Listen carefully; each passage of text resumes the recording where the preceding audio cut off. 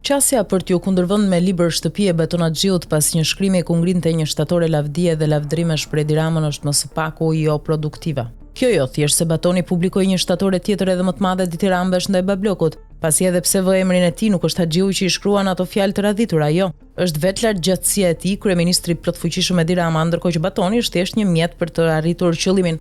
Nëpërmjet Batonit Edi Rama synon t'i flasë në mënyrë të koduar e të përcjell sinjale në ato qarqe ku nuk mund t'i thotë gjëra direkt ndaj përdor gjuhën e drunjt. Batonaxhiu është njeriu më i afërt i Edi Ramës, pasi jo vetëm e mbron ato prej 12 vitesh, ekran me ekran, por edhe dërgon mesazhe në frëngjit e hasmit, të cilët e ftojnë shpesh për të marrë dhënë, edhe ato mesazhe të tilla, që në fund përfundojnë siç e kemi parë me pazare për vula, kode e Gradacella në Tiranë. Batonaxhiu ka më shumë se një vit që është personazhi më i afërt i Edi Ramës, që ka sulmuar mediatikisht në të shkruar dhe televizione kryebashkiakun e Tiranës Erion Veliaj, me cilin kanë pasur prej kohësh edhe replika në distancë.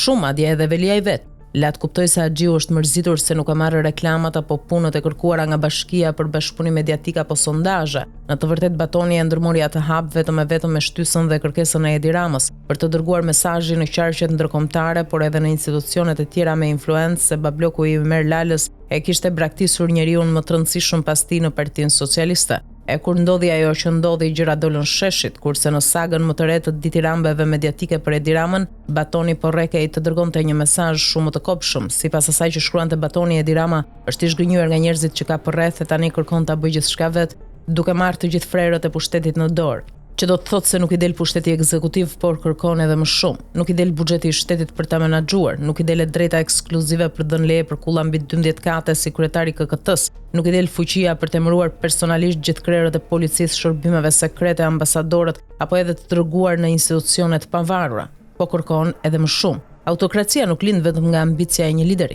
lind edhe nga boshllëku për ballti, nga mungesa e ideve, nga mungesa e organizimit, nga mungesa e një zëri që flet për më shumë se nostalgji. Edhe në këtë pikë është shumë shqetësuese një opozitë që nuk arrin të përqafojë asnjë ide për të kaluarës, sesa një lider që ka vendosur një ide vetme dhe e ndjek me ngulm, sepse në fundit ajo që rrezikon demokracinë nuk është vetëm pushteti që zgjatet, por sidomos boshllëku që nuk mbushet, shkruan Rama me emrin e Batonit.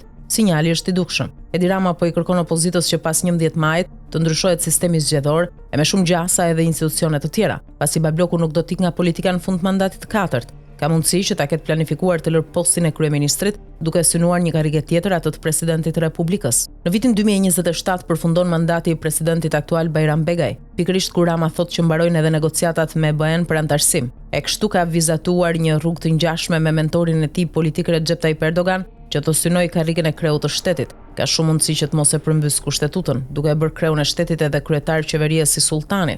Por mjafton që presidenti të zgjidhet nga populli dhe të ketë pak më shumë kompetenca që ka aktualisht. Kontrolli i diplomacisë, shërbimeve, policisë, ushtrisë së drejtësisë është në duart e tij. E përveç se i gjithpushtetshëm, bëhet edhe i paprekshëm, sidomos kur zgjidhet me votë popullore. Nëse ndërkombëtarët kanë vendosur të bëjnë të njëjtën gjë siç bën me Metën dhe Berishën, pra ta kapin kur të ik, u djeg kartën, duke u bërë president. E këtë ka dashur të thotë Rama në emrin e Batonit, i cili bën atë që ka bërë gjithkohën, të shërbej shefave të vet, qofshin ata jugoslav apo edhe shqiptar si Hashimi me Edi Ramën.